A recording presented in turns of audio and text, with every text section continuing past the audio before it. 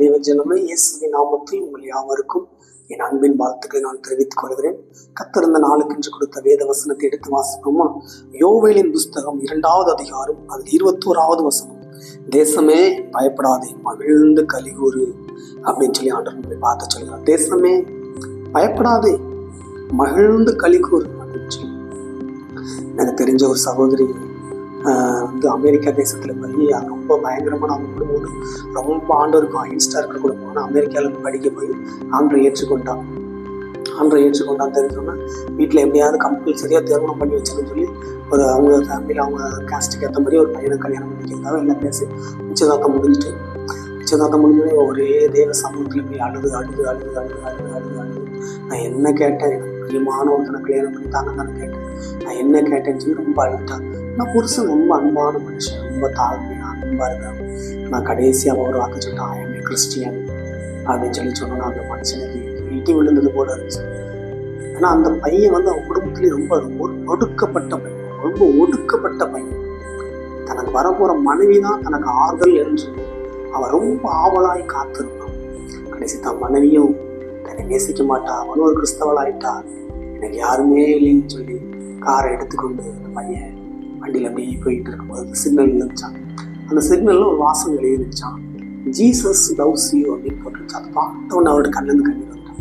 இயேசு என்னை நேசிப்பாரா, இயேசு என்னை நேசிப்பாரா, நான் இயேசு வெறுத்தவனாச்சே அப்படின்னு சொல்லி ரொம்ப மனசு கேட்டுக்கிட்டே போச்சான். அந்த வார்த்தை போயிட்டான், அந்த காதில் அந்த துணிச்சுக்கிட்டே இருந்தான்.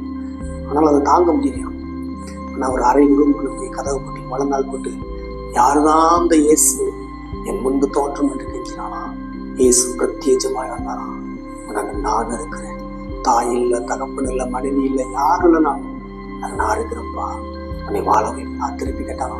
நான் உங்களுக்கு அகேன்ஸ்ட் நிறைய பண்ணிருக்கேன், அதெல்லாம் பார்க்க பண்ணிச்சுட்டேன். இனி எனக்காக வாழு, நீ உன் மனைவி எனக்காக இருந்து வாழுங்க, உயக்காரனாய் மாற்றுவீங்க அப்படின்னு சொல்லி ஆண்டவர் மறந்து போனாராம். தாலி கட்டும் பொழுது அவள் அழுதுகிட்டு இருக்காளாம். தாலியை கழுத்துக்கிட்ட கொண்டு போச்சுன்னா, ஐ ஆம் எ கிறிஸ்டியன் அப்படின்னு சொன்னான். 2 பேரும் கெட்டி பிடிச்சு அழுதாகலாம். ஆண்டவர் எனக்கு நல்ல ஒரு வாழ்க்கையை தந்தா இருந்துச்சு. எவ்வளவு அருமையான தெய்வம் பார்த்தீங்களா? நீங்க விரும்புகிறபடி உங்க வாழ்க்கையை கொடுத்து உங்களை வாழ வைக்க ஒரு நல்ல உன்னதமான தெய்வம் ஒருவர் இருக்கிறார் என்றால் அவருடைய பெயர் இயேசு கிறிஸ்து. உங்களுடைய வாழ்க்கையில் அதிக பாடுகள் இருக்கலாம், போராட்டங்கள் இருக்கலாம், நம்பிக்கையற்ற சூழ்நிலைகள் இருக்கலாம்.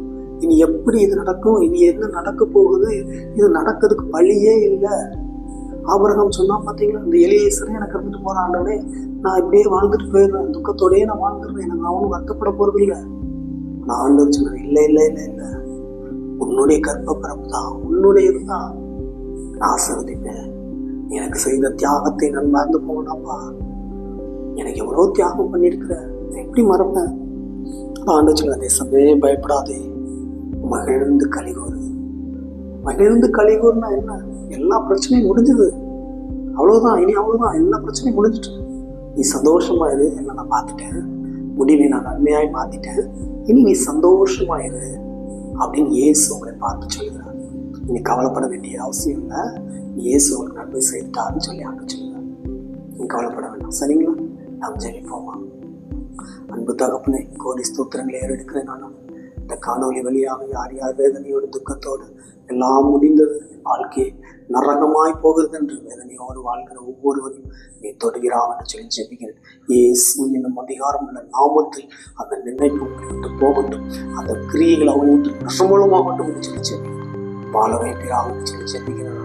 வாழ்ந்திருக்கும்படி செய்ய, சுகித்திருக்கும்படி செய்ய, நன்மையின் கெடகத்தினால் முடிசூட்டு ஆசீர்வதிங்கப்பா. சமாதானத்தினால் நிரப்பு, சந்தோஷத்தினால் நிரப்பு, ஆசீர்வதித்து உயர்த்தி நிறுத்து, கண்மனை உள்ள பாதுகாத்துக் கொள்ளுப்பா. இந்த பிள்ளைகள் வாழ்ந்திருக்கும்படி செய்ய நம்பி இருக்கிறாங்க, நமக்காகவே வாழ்றாங்க, ஒரு நாள் வைக்கப்பட்டு போகிறார். காத்துக்கொண்டு வழிநடத்து.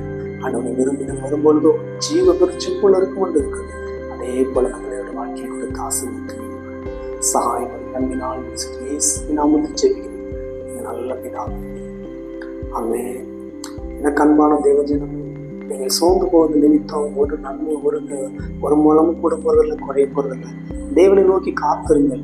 அதினத்தின் காலத்தில் எல்லாவற்றையும் நேர்த்தியாய் தேவன் செய்து உங்கள் வாழ்க்கையில முடிப்பார். நான் சோர்ந்து போகாதீங்க. ஆண்டவர்களை ஆசீர்வதிப்பார். God bless you.